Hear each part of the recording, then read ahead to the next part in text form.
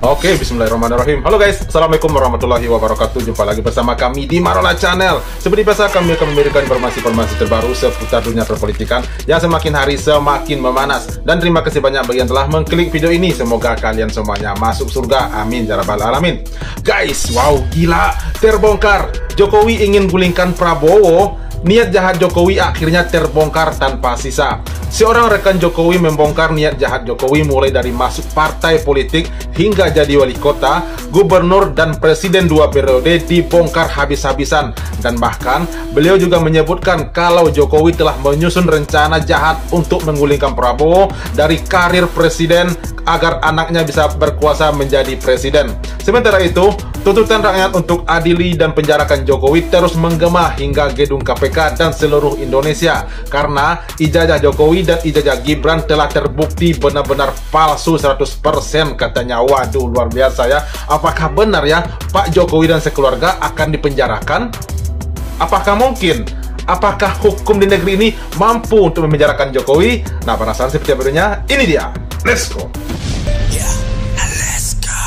Maka KPK agar segera mengusut tuntas kasus-kasus biadab ini.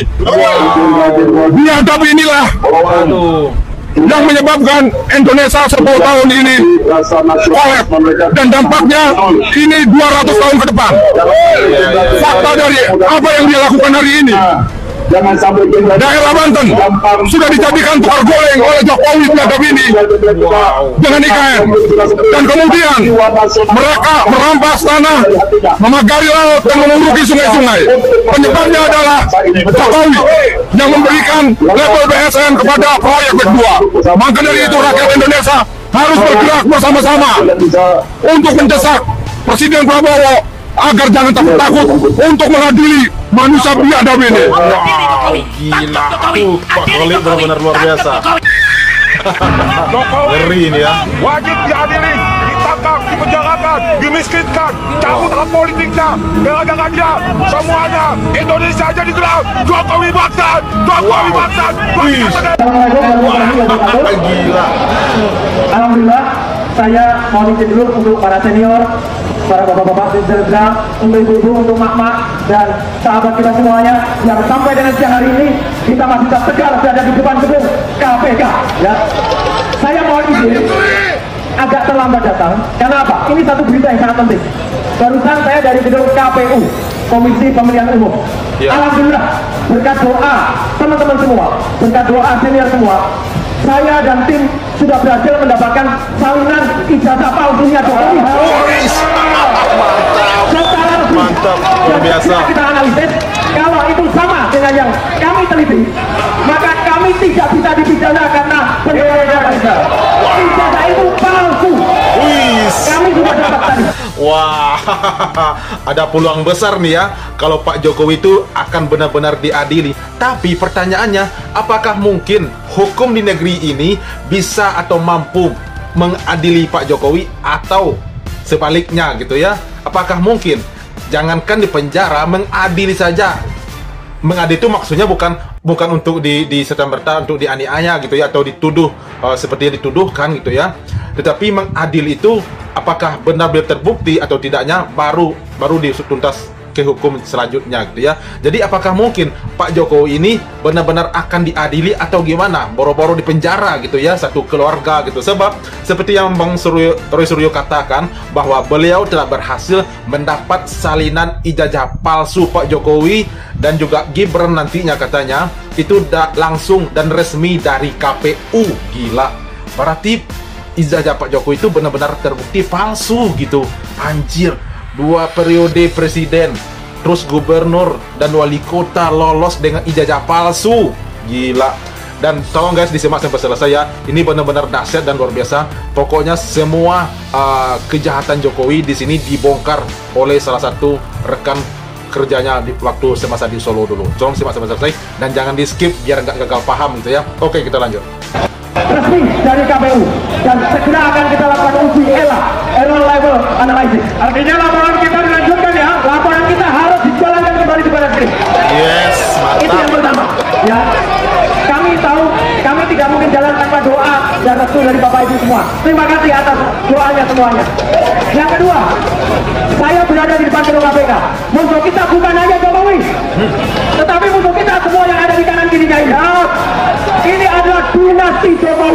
dinasti Jokowi. Satu persatu.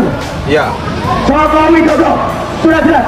Tadi sudah banyak sekali yang disampaikan. Apa yang sudah dilakukan untuk menggarap Republik ini terlalu banyak yang dilakukan. Dan kita tinggal tunggu KPK untuk berani maju. Saya juga percaya, bapak-bapak, ibu-ibu dari kepolisian, saya percaya di dalam hati Anda yang paling dalam, Anda setuju dengan kami. Wah, buzzer Jokowi sudah mulai kepanasan nih kayaknya ya. Tapi Anda ada Polri, Polisi Republik Indonesia, bukan Pol RC, bukan Polisi Republik Jokowi. Pol KJ, Polisi Keluarga Jokowi. Kami tetap akan tertib, kami tidak akan rusuh, kami tetap akan sesuai dengan protap, sesuai dengan prosedur. Yang selanjutnya adalah selain Jokowi, sekarang ada anak haram yang lagi menduduki sebagai anak haram konstitusi. Barusan saja kita melihat sebuah berita yang sangat tidak masuk akal, pembelaan sebuah kampus di Singapura yang katanya dia lulusan kampus MBIS. Tidak benar sama sekali. Mau dia lulusan S1 dalam Undang-Undang Pemilu nomor 7 tahun 2017, seorang calon wakil presiden atau capres harus punya ijazah SMA atau SMK atau sederajat. Saya bisa pastikan 99,9% Gibran tidak punya ijazah SMA. Sistem pendidikan di Singapura dan di Australia beda. Mereka kenal yang namanya O-level, artinya hanya SMP plus 1. Maka kami doakan ke Kementerian Pendidikan Dasar Menengah. Kita berikan doa kepada Prof. Abdul Mukti untuk membela kita. Karena Prof. Mukti mengatakan ini kerjaan menteri yang lama. Apa yang dilakukan sudah masuk karma. Orang yang menandatangani penyetaraan yang namanya Dr. Sutanto sekarang lagi diperiksa KPK juga. Gila. Jadi semuanya terlibat nih oleh Pak Jokowi ya. Enggak anak, enggak bapak itu memiliki ijazah palsu. Gila, mau jadi pejabat aja pakai ijazah palsu. Apa kabar tuh para lulusan S1, S2, S3 di luar sana yang kerjanya jadi ojol, jadi tukang parkir dan yang lain-lainnya gitu, jadi kuli bangunan. Apa kabar mereka? Sedangkan ini anak yang nggak jelas sekolahnya apa, yang nggak ada ijazah SMA, apalagi boro-boro S1, itu malah lolos menjadi wakil presiden RI 2, guys. Gila. Jadi bapak dan anak sama saja ya. Jika ini benar-benar terbukti 100% nanti dan benar-benar diadili, waduh, mungkin betapa bahagianya rakyat Indonesia. Dan pasti ternak-ternak Mulyo makin kepanasan ini kayaknya ya, dengan terbongkarnya kejahatan-kejahatan Pak Jokowi beserta keluarganya, termasuk oleh Bang Roy Suryo ini ya. Luar biasa.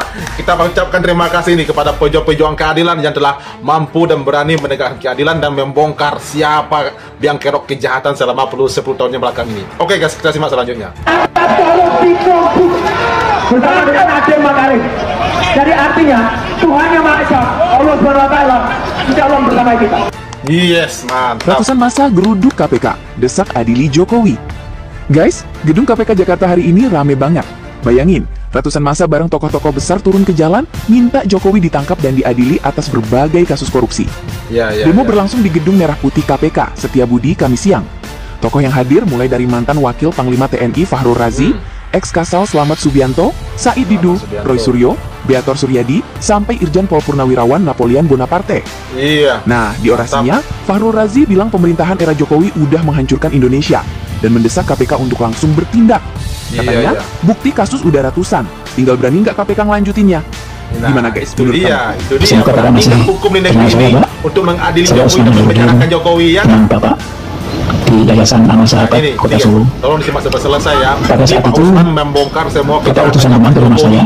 Bentar guys, tolong disimak sampai selesai. Ini Pak Usman adalah salah satu rekan Pak Jokowi semasa Pak Jokowi mulai masuk menjadi anggota parpol gitu ya pada puluhan tahun yang lalu, dan di sini dibongkar semuanya oleh Pak Usman tentang niat jahat dan kejahatan Pak Jokowi selama menjabat jadi presiden dan berniat untuk menggulingkan Pak Prabowo katanya. Gila.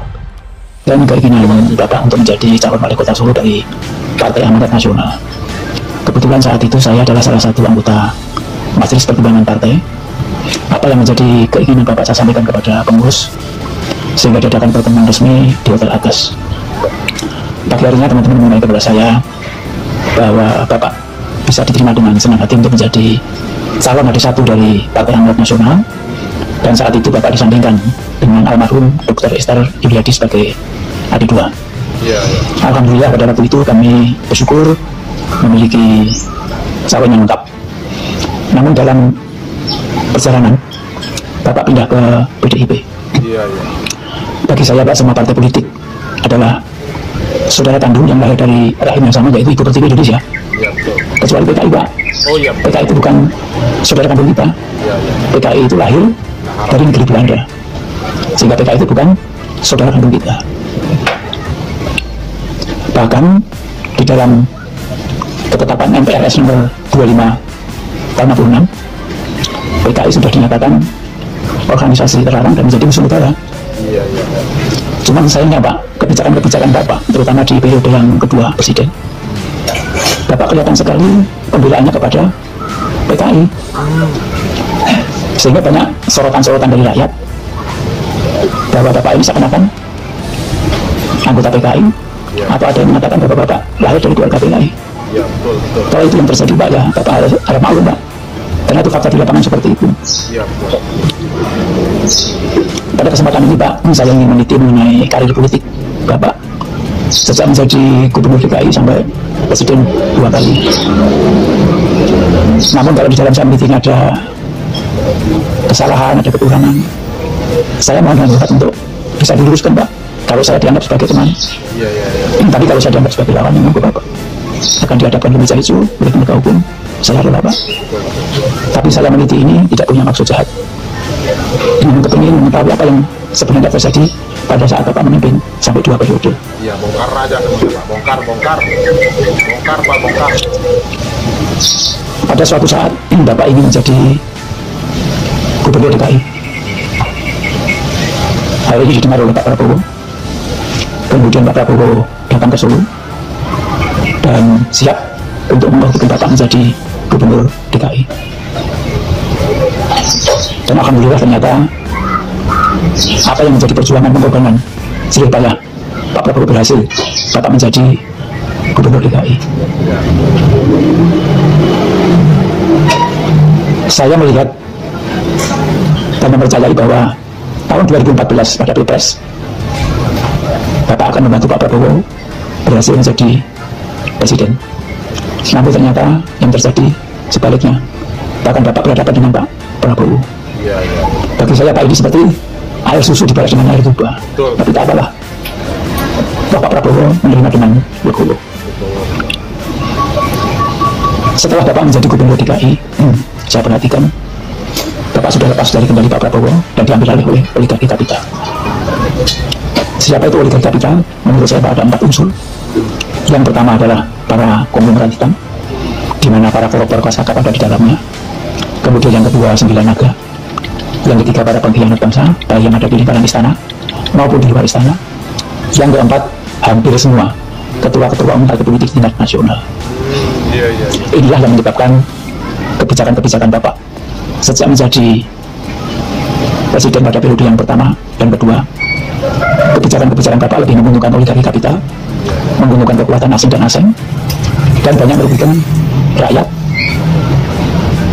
merugikan kedaulatan bangsa dan negara. Karena kebijakan-kebijakan Bapak ini lebih menguntungkan oligarki kapital yang dipikat oleh kekuatan asing dan asing. Iya, bentar guys, bentar guys.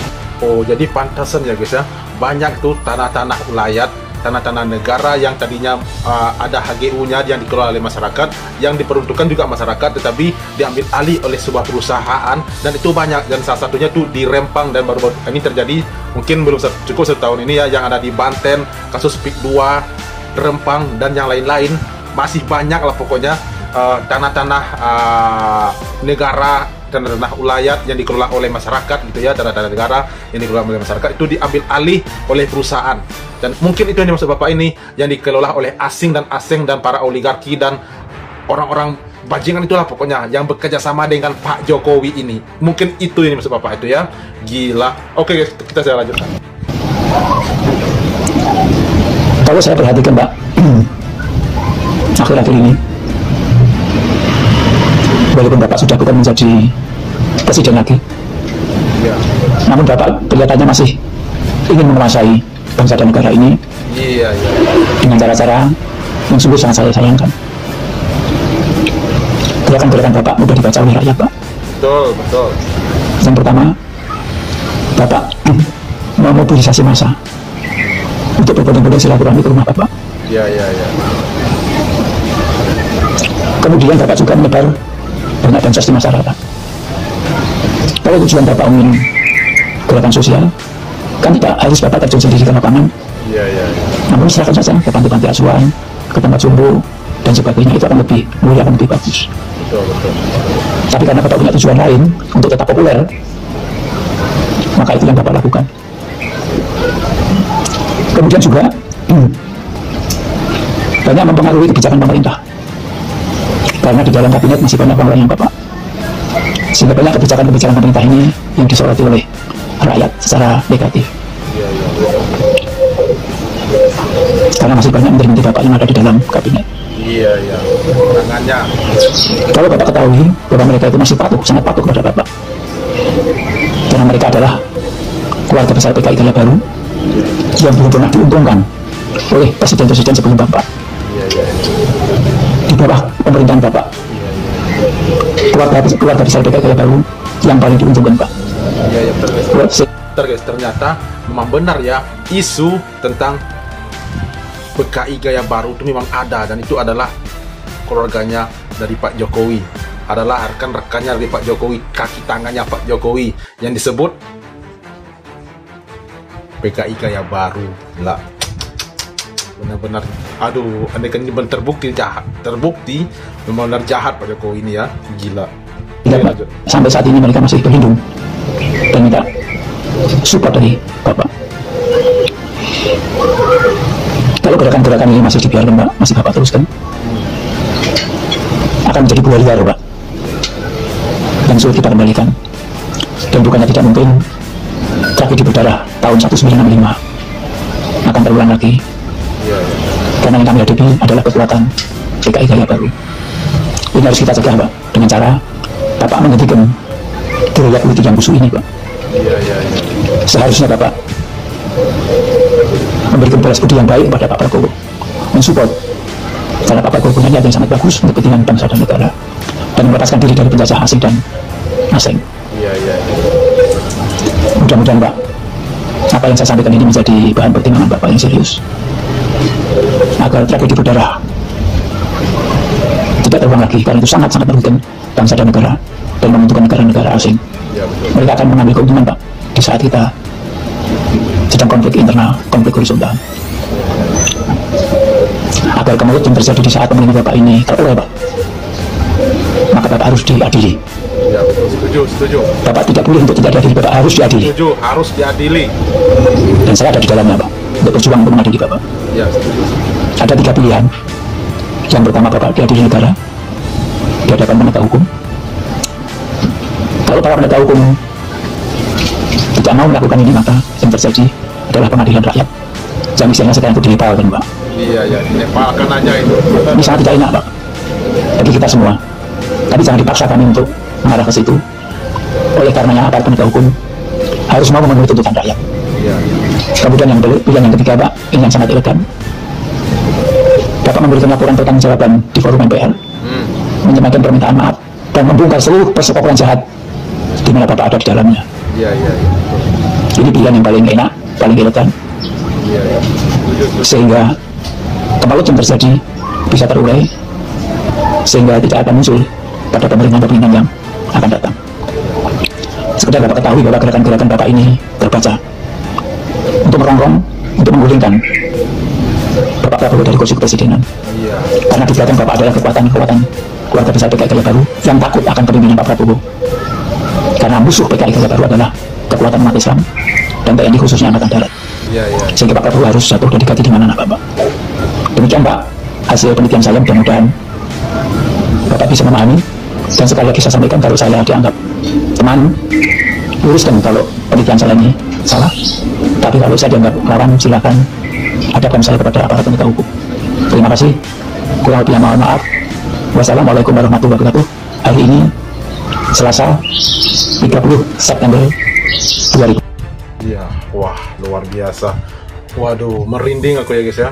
Wow, andaikan ini terbukti betapa jahatnya Pak Jokowi ingin menggulingkan Pak Prabowo menjadi dari presiden yang akan digantikan, dan otomatis akan digantikan oleh anaknya si Gibran itu ya. Wah, gila. Tapi pertanyaannya, andaikan terbukti Pak Jokowi itu bersalah Dan apakah mampu hukum di negeri ini untuk mengadili Jokowi dan untuk mempenjarakan Jokowi beserta anak dan keluarganya, karena mereka pasti terlibat tentang niat-niat jahat Pak Jokowi ini yang disebut PKI Gaya Baru. Dan mungkin kata Pak Usman itu kaki tangannya Pak Jokowi itu masih banyak berada di pemerintahnya Pak Prabowo gitu, yang sangat takut dengan kebijakannya Pak Prabowo. Gila, wow. Siapa guys yang setuju nih kalau Pak Jokowi ini benar-benar diadili atau gimana? Tolong sampaikan di komentar ya. Dan ini reaksi kita hari ini. Terima kasih banyak yang telah menonton dan sampai jumpa lagi di video berikutnya.